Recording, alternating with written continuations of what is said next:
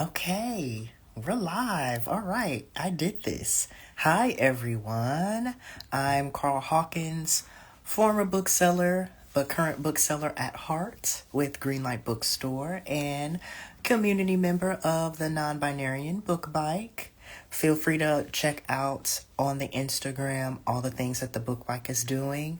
The Book Bike is up and running with books and is always asking for books and is bopping around the neighborhood giving free queer and BIPOC books to folks that need it because everyone deserves the chance to be able to read and get access to books. And it's a great mutual aid that we have here in the city that is started by one of my closest friends here in the city, Kay Caribbean. So, yes, support the book bike, support the book bike. Today, I'm so excited because I'm going to be interviewing one of my favorite authors and who I sort of have like a book writer artist crush on, Alejandro Varela. They are the author of the National Book Award finalist, The Town of Babylon, and their most recent short story collection came out in April, The People Who Report More Stress.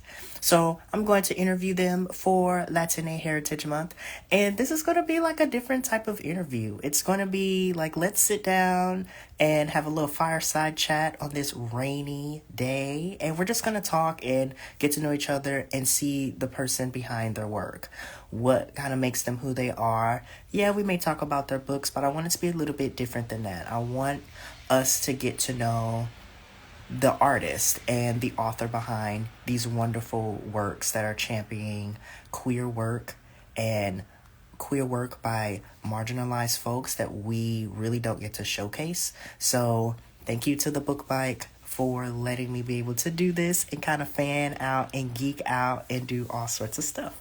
So, yeah, let me bring Alejandro into the space and then let's get this started. I'm so excited.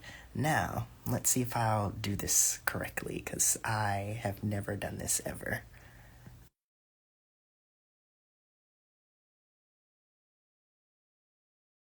Okay, I think I did this correctly. Okay, I'm winning at technology, 2 out of 2.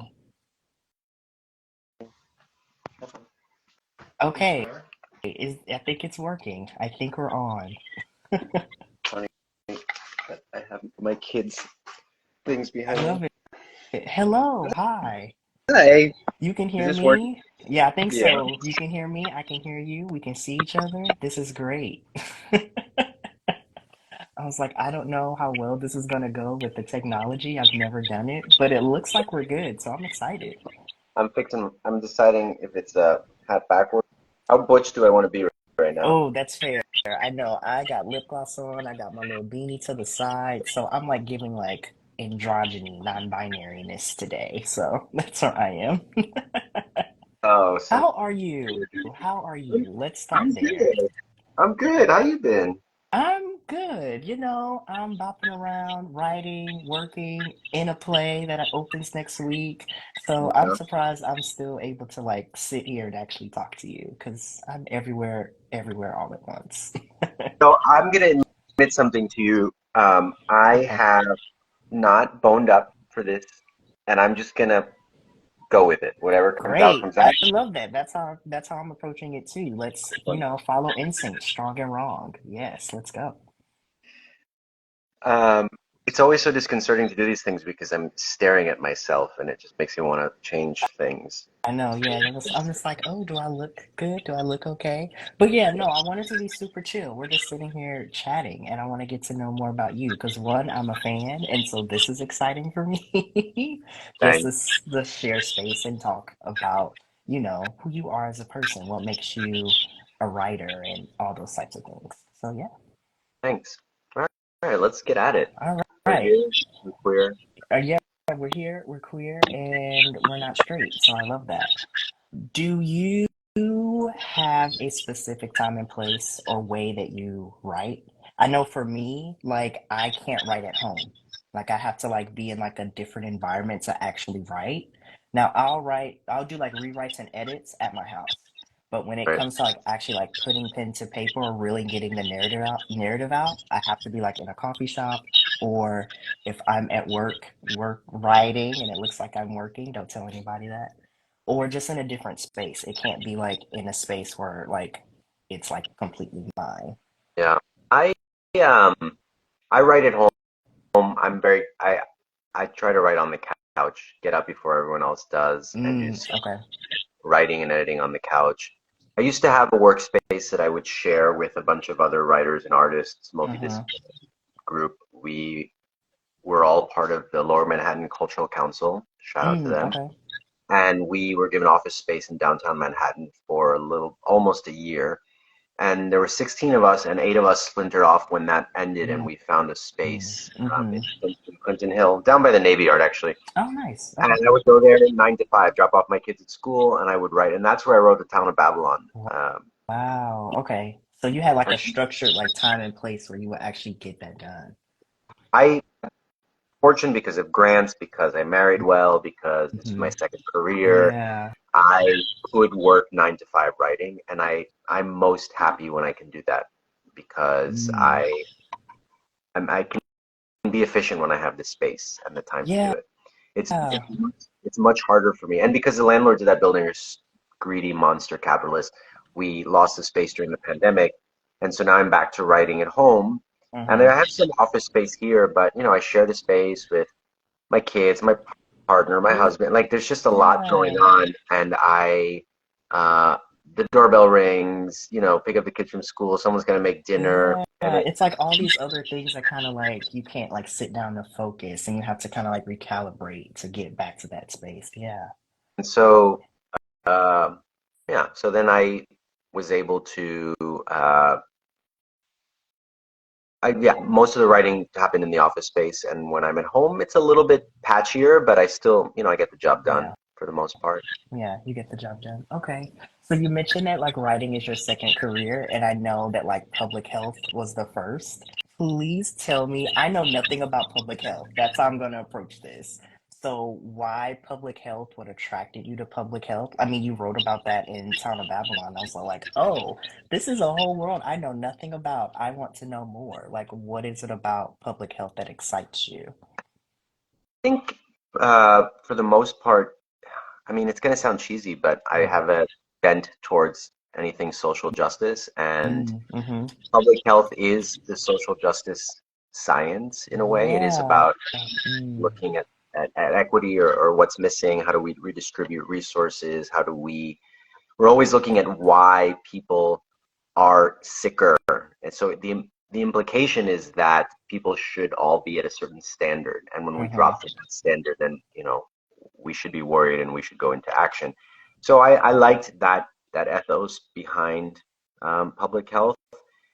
At its best, it looks at the reasons why people do the things that they do. I think the average Mm-hmm. person thinks of public health as changing health behaviors, like put on a condom, wear a seatbelt, don't eat. Right. Yeah, and I think that's what's kind of introduced to us because, like, Right. that's how I kind of looked at it. But I was like, no, after reading your book, I was like, it's deeper than that. But I'm like, what is it? Why can't I get in? Like, what is the disconnect that doesn't allow me to enter that space thinking differently than those things that are kind of given to us? Yeah. Public health is really just almost absolutely anything that affects someone's health, but at a Yeah. Yeah. population level. So instead of looking at individuals, whereas like a clinician, it's one-on-one health. Mm-hmm. Public health looks at the health of an entire population or various Mm. populations or groups, Yeah. and it doesn't always get caught up in like the one outlier, the one example of why it's okay to smoke, or whatever it is. Right. You always find someone who's like, oh Yeah. my god, and that's a problem because that I think is how sort of anti-science makes its way Mm. into society. Is you have people who don't understand statistics, or we don't talk about populations. We think about ourselves only, or as Yeah. individuals, and so then it's easy to say, oh look, my cousin Frances got the vaccine, and then she died, and then you're like, see, they don't work. But then Right. if you look at the aggregate, at actual public health as opposed to individual health, Yeah. then you see benefits of intervention. And And so I've always liked that, and thinking collectively, how Hmm. how can we improve the health of a society, not just individuals. Yeah, So yeah, that's where my I love that. my passion for public health comes from. I think dovetails with my writing because good public health and I think good writing looks at the motivations of their protagonists, Mm, not just the mm, actions, but the motivations. yeah, Why do yeah. people do the things that they do? Why do they believe the things that they believe? Who influences them and why? And I've said this before, but Toni Morrison's The Bluest Eye really influenced the writing of The Town of Babylon. Not Mm. only because she's a genius, but I sort of say jokingly that she is a public health writer. Uh, Yeah, you know what? Yes, because I'm on my Toni Morrison pilgrimage. I'm trying to read all 12 of her books, but have like no kind of like timestamp of when I do it, and there's like no particular order. I think The Bluest Eye I will read last, just to kind of see how her writing has like progressed and transgressed through all these books that I've read. But yeah, she is a public health writer because I mean, she's thinking of the consciousness of everyone. right. Mm. And The Bluest Eye is a perfect example. I mean, I won't ruin it for you, but there is Hmm. just one character throughout. We learn what they do, and they seem absolutely irredeemable, and there's no way we could forgive Mm. their actions. And then suddenly we jump to the next chapter and we learn about who they are and where they came from. Yeah. And it doesn't excuse the terrible things that they've done, but it does give you perspective. And I think Yeah. that is good public health. It's like you start to consider why people do the things that they do, and instead of tackling their health behaviors and saying, eat less sugar and do more Hmm. exercise, it really looks at the reasons why diets are what they are, why, the things they do. It's more possibly about the built environment, or it's about trauma, it's about history, it's about lack of options. And so yeah, so that's what drew me to. I loved The Bluest Eye, and that influenced in a way my writing of The Town of Babylon. I love that. Okay, so now when I read Lewis, I'm gonna think about that, and then go back and read Town of Babylon, and then try to find the connecting tissues of that. For me, it was Beloved. Like Yeah, Beloved is the one that's like, oh, I feel this, and it still like sticks with me. So anyone that wants to hear me talk about that book, I will sit them down and be like, okay, so we're gonna open this up, and I'll tell you why I love this book. yeah. I mean, Um, yeah. Beloved is one of those books. I think. I mean, I tried to read it 3 times before I could get into it. Yeah, I've had that same experience. Yeah. It's not like I mean, it made me I feel, can't. yeah, I was like, I'm not smart enough, or it took me a Yeah. while.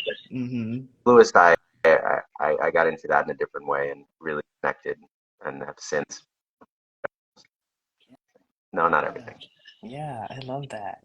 So, did you always want to be a writer, a novelist, a short story writer? No, no, no, and no.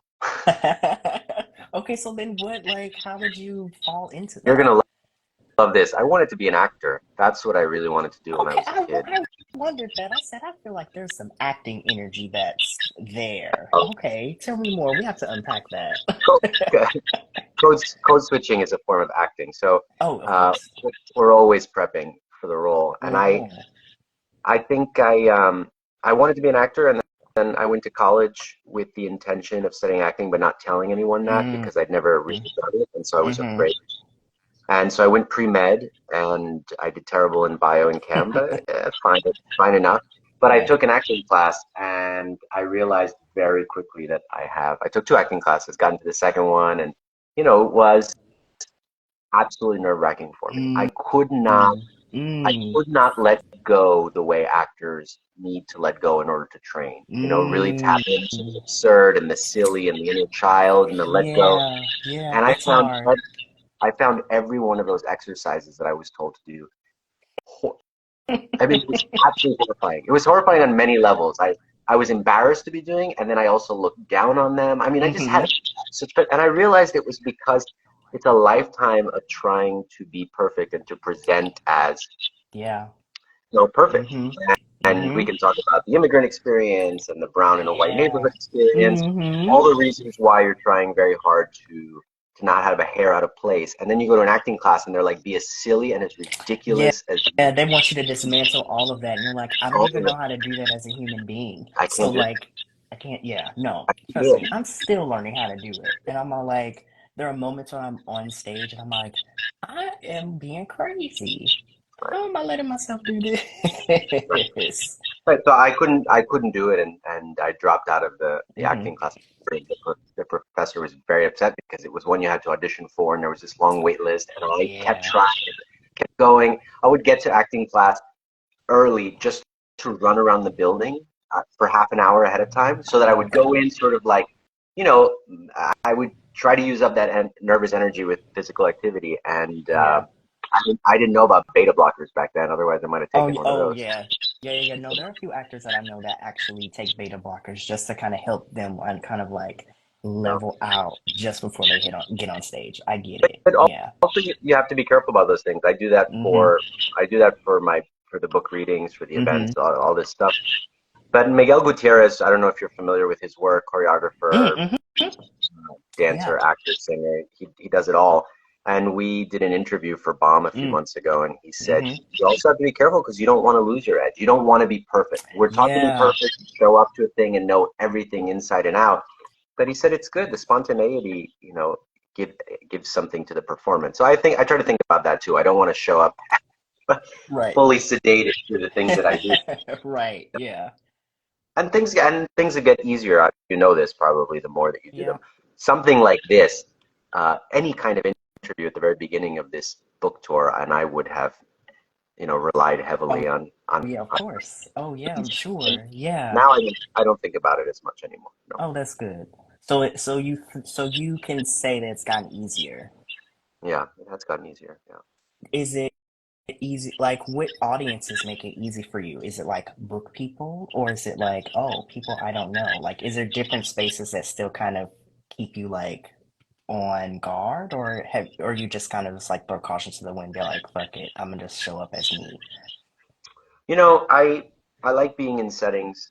Yesterday, for example, I was invited to go to the Center for Fiction to talk to their emerging writers, Oh, nice. the writer fellows. I really like that kind of setting. I like being in Mm-hmm. a room where people are there to talk about, so maybe the experience of writing and self and promoting books, and Yeah. um, yeah, and I do like to talk about my work in terms of with spins.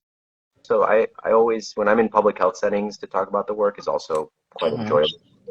It's all getting, it's all does get much easier. I mean, I had a reading last night, Greg Mania and oh my God, Jen Winston hosts this thing, Mm-hmm.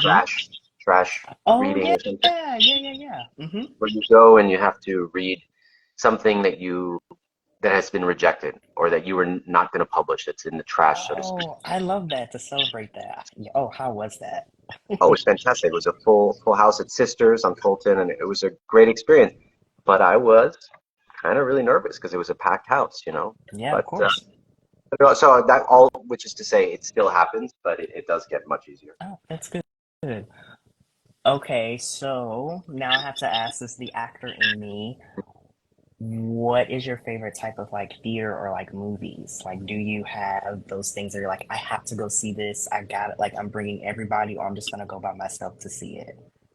Uh, uh, yes, there was a time when at anything by Spike Lee or Pedro Almodovar Okay. or yeah, those two directors, for example, not Almodovar so much anymore, but for Mm-hmm. sure, if it's a Spike Lee film, I want to see it or used to. Now I'm trying to think of who. We watch so much TV nowadays. I'm like, oh, Yeah, the new season of Sex Education is out, and that becomes almost. I know. I know. I need to like watch that too. It's like so good. And like, yeah. No, but in terms of the film, anything right now, Romanian New Wave. It's been going on for about 15 years, but Mm-hmm. Romanian cinema is killing it. And so, if there's Ooh, okay. something new, like by Cristian Royambo, or I can't think of the guy who did Lucky Lucky Porn that came out last year. I thought that was Oh fantastic. yeah. Okay. Yeah. Yeah. Yeah. So, but I don't go out to the movies much anymore. I got Yeah. kids. I don't have time. Yeah. You don't have time. You got to wait for it to come to you. Yeah, yeah, Would you ever want to write for the theater or for TV or for film?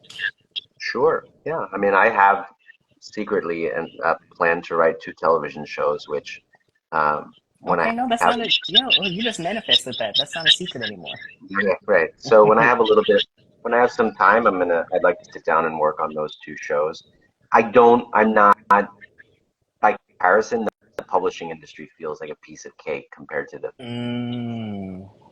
I Oh, had two really? meetings, I had two meetings in LA at a spring to talk about um, adapting back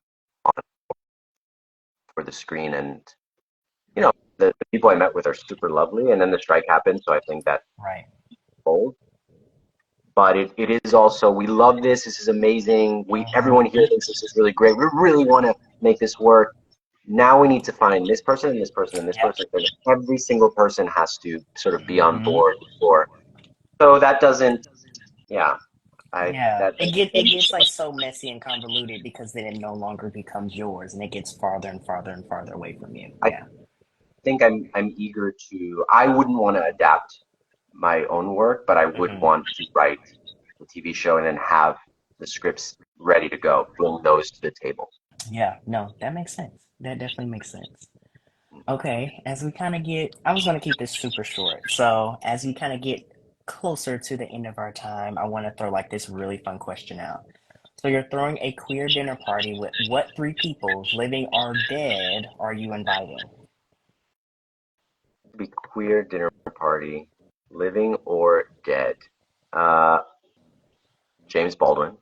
Okay, that's perfect. That's great. Uh, uh, Freddie Mercury. Okay, yes, I'm a huge Freddie Mercury fan, so I love that. Yes, And I was him for Halloween. One of my many costumes for Halloween. you know, give me a minute. Uh, See, this is why I should plan ahead of time so I No, don't get no, no, caught. no. This is for right here in the moment. I live for it. Uh, I'm gonna come back to that third one. I Okay. can't think of. Okay, I'll let me see. See, I didn't even prepare my own answers. Yeah, Uh-oh. tell me. Who's coming to your dinner party? Okay, let's see who's coming to my dinner party. Let me think. Oh man, this is really hard. Okay. Oh, you know what? Um. We're inviting Brontes Purnell Oh, yeah, because, okay, that's perfect. I am obsessed with 100 Boyfriends. That's another book I will sit and talk to anyone who will listen. but he's also just a lot of fun, and I know Yeah. that there will be no lulls in the conversation if he's there. Oh So yeah, yeah, that would be great. Okay, let's see. Janet Mock is going to be there. I'm obsessed with her and everything that she does. Um, Tennessee Williams. ah, look at you. Tennessee Williams has to be there, and I will probably disintegrate, but because he's my favorite playwright ever. And let's see.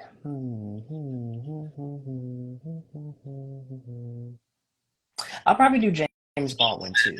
Yeah, I just want to sit and just have conversation because I'm just so fascinated by their mind and just who yeah, but they I also want to are. be, yeah, but it also would be nice if someone who enjoys a martini. So maybe I'll not take Brontes off that list. I'm gonna give that some more thought. Yeah, yeah. But see, that's like such a great question because you really have to think about like who would I want to share space with, you know? And for Like, hours. mm-hmm. Yeah. Like maybe I wonder, no, actually I've watched enough James Baldwin videos to know I would want to be in his presence for Yeah. hours, but Mm-hmm. maybe not Freddie Mercury. Maybe that's the kind of person who just talks too much and That's you're like, true. You know what? That is true. And they'll try to take the spotlight and try to yeah. dominate everything. Yeah, yeah, yeah, I changed my mind about Freddie Mercury. yeah. Okay. Okay, so then who would replace Freddie Mercury? That's a good one though. George Michael? Oh, But here's the thing, that's a good one. That's a good one. Yeah. George would be fun to talk to, but he also strikes me as someone who could get boring very quickly. Oh, mm, that's valid. All right, That's valid. let's not talk too disparagingly of the dead. Right. What's one piece of advice that has always stuck with you? Um, Listen, this is brand new, and it's going to be really funny because I just saw her name pop up on the Hmm. screen. Amy Cruz gives me the best advice. I hope to have her in my life for a very long time. I love Uh, that. she is just constantly reminding myself, to say no and and then it is okay. I Mm, know everyone says that, but it really is a it challenge because is. It's a challenge. you want to help everyone. You always want to be there for them, and the no, yeah, I got to work on that. And Angie Cruz was recently said that to me. She Yeah. said it much more than that, but yeah, but the no, I take care of myself, Yeah. especially in this business. There's a lot of, when you're working in the arts, you're constantly putting yourself out there. Hmm. Even if you write fiction, you're putting yourself out there, and Yeah. so it's easy to take rejections incredibly personally, Yeah. and so it's important to take care of yourself. Yeah. No, that's so important. Like, I always tell like all of my friends, I'm like, okay, y'all, I'm going through this thing. I'm just gonna go lay down and just kind of feel my feelings, but then I'm gonna get up the next day, you Yeah, know? yeah. Be sure to take care of you, so then you can show up 100% to do the work or whatever you need to do or have to do. Yeah.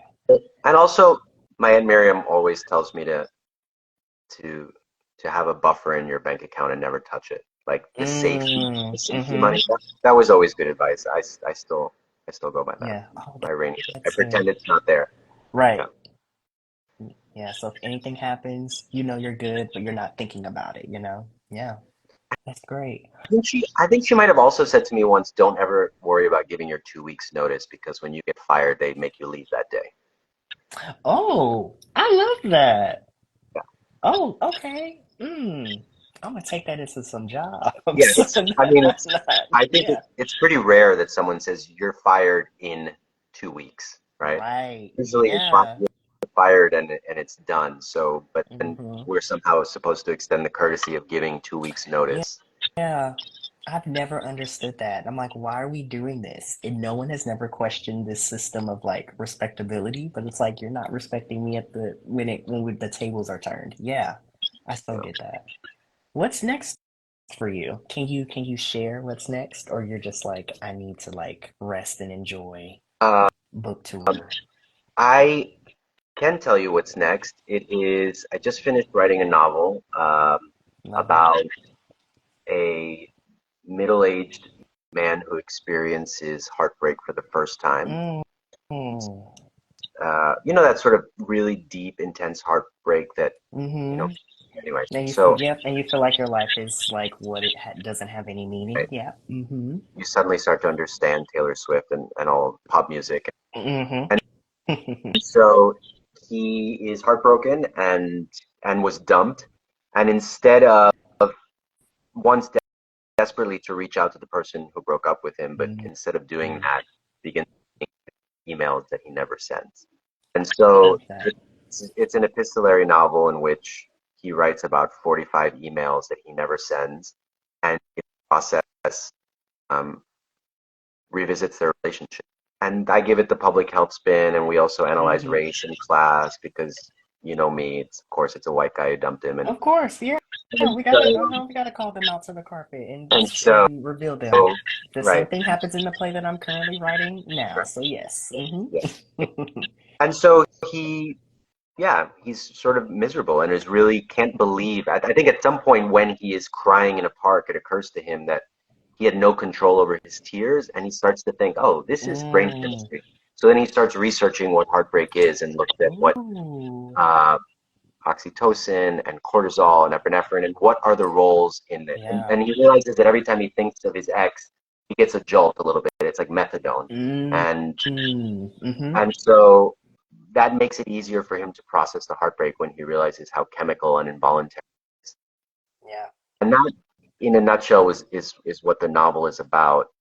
I have found that to be able to sustain 45 letters from the Mm-hmm. Mm-hmm. same writer to the same receiver, right, Yeah. or reader, you have to have a pretty strong voice. Yeah.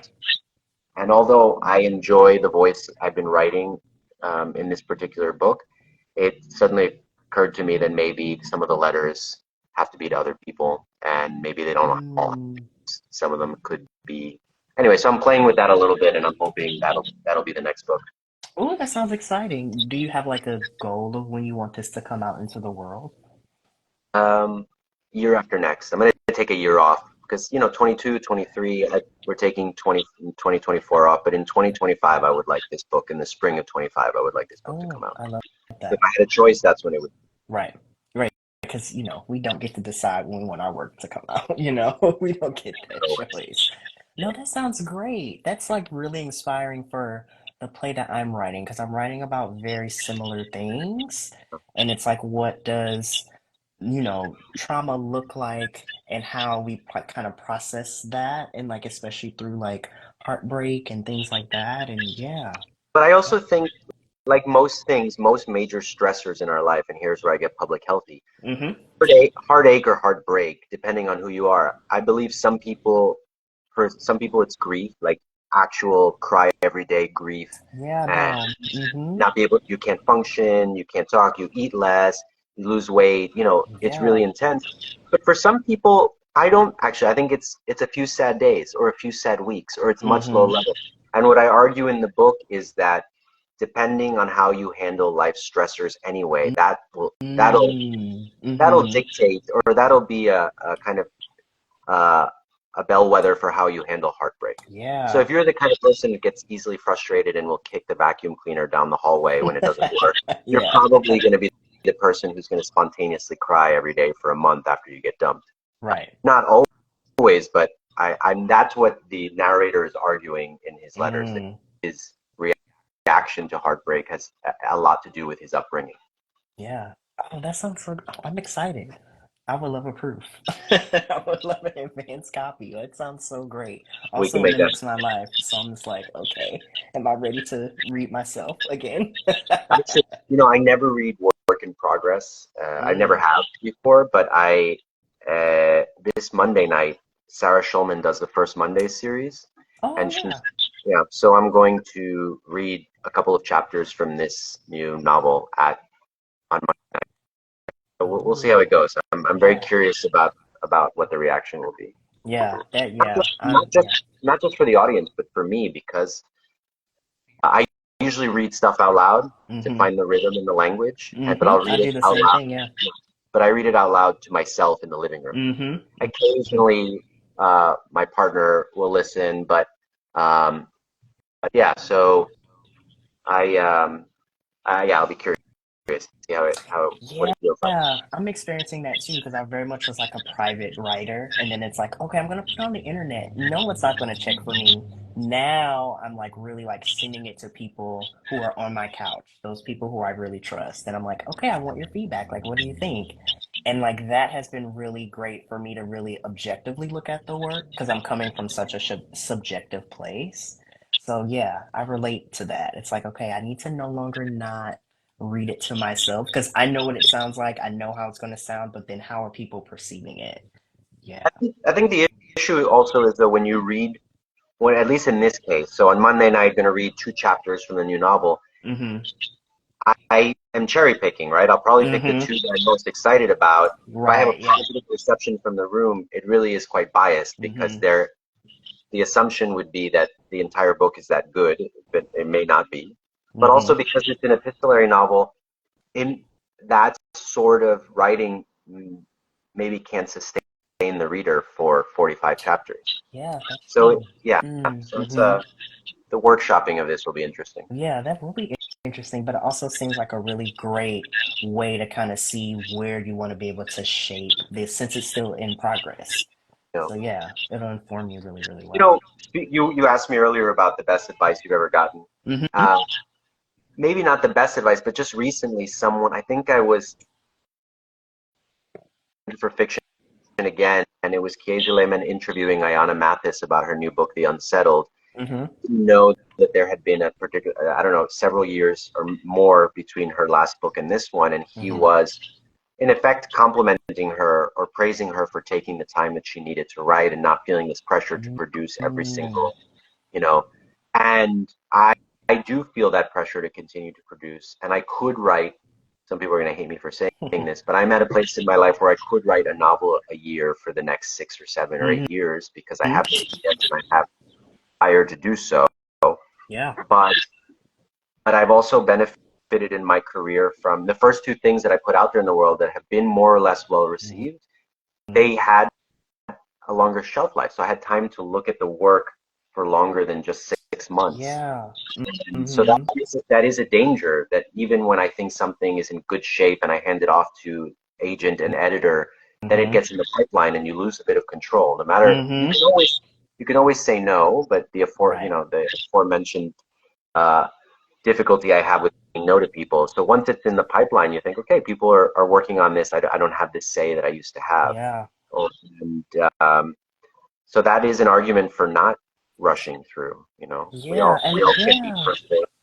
Yeah, and I think that's just like with the advancement of technology and society, it's like, oh, I need more now, now, now, now, now. And it's You know, just like, no, like art, you gotta take your time with that, sit with it and gel it and mull it over. And like, my cooking analogies that I use when I'm directing or coaching somebody, it's like you gotta let that sit on the back of the stove and cook. Like you gotta let it do that and do yeah. its thing. And people have to understand that. I think that's the thing. They don't get it. So yeah. This is great. This is like Hey, I was like we could sit here and talk for hours and hours. This is I great. have a question for you. Yeah. Why is Lat Latin or Latinx or Latino, Latina History Month or Heritage Month, why is it Mhm. mid-month to mid-month? Is it because we're straddling so many cultures, so they I felt we need to straddle don't 2 months of the year? know. I have asked so many people about this, and Yeah, we have never come up with an answer. We all kind of like parse together different answers. yeah. For me, I'm just like, why can't it just be every day? Like, why is Black History Month the shortest month? Like it's like I for mean, me, yeah, that's every day. I like we live in that every day. The world around us shows us that, you I know? like I like this straddling 2 months thing, so Mm-hmm. I'm not going to complain about that. Yeah. I think it's okay. I get a little bit of. I mean, I would have liked November, but nobody asked me. So if Right. Latine Heritage Month needs to be September through October, I'm okay with that. Yeah. I'm not going to complain. Yeah. Okay. Cool. Cool. Cool. Cool. Cool. Cool. Yeah. I have no idea. For me, in my head, in my world, it's every day. We're celebrating everybody every day. So, all right. Thank you so much for taking time and space to like sit down and chat. I know we've been trying to figure out how to do this. We're all Thank you. busy. Life Good luck is with the new life. show. Thank you. Thank you. Thank you. Yeah. That opens on Monday. Am I ready? We'll see. All right. I wish you a great day and a great weekend. And yeah, try to stay dry because this rain is wild. Never seen the streets like this in New York. Yeah, no, Never in my. I was like, what But you is know what? this? I'm What's grateful. happening? I'm grateful because I live in Fort Greene, Brooklyn, which is the Hmm. dog. I mean, people here do not curb after their dogs. It is my biggest pet peeve. I hate them and their Hmm. dogs. Hmm. And so maybe this rain will wash it all away. Right. That's the way. That's a good way to look at it. All right. All right. Bye. Bye. All right, thanks everyone for joining the interview. I'm gonna see if I can like save it on the actual grid. Y'all know the technology thing. We learning. Yeah, we're learning how to figure that out. So I'll see if I can get that up there. Again, thank you, Alejandro, for joining me and just sitting down and just having like a great chat. I kind of had like questions prepared, but I was just like, I'm just gonna go in and just we're just gonna chit chat. We're gonna have fun and not make this like any kind of stressful thing. Again, thank you to the Non-Binarian Book Bike for letting me kind of fangirl and do this for Latine Heritage Month. Please support the book bike and all things that are in your community to help give readership and access to those who do not have it. So yeah, y'all stay dry because this weather is crazy and have a wonderful weekend.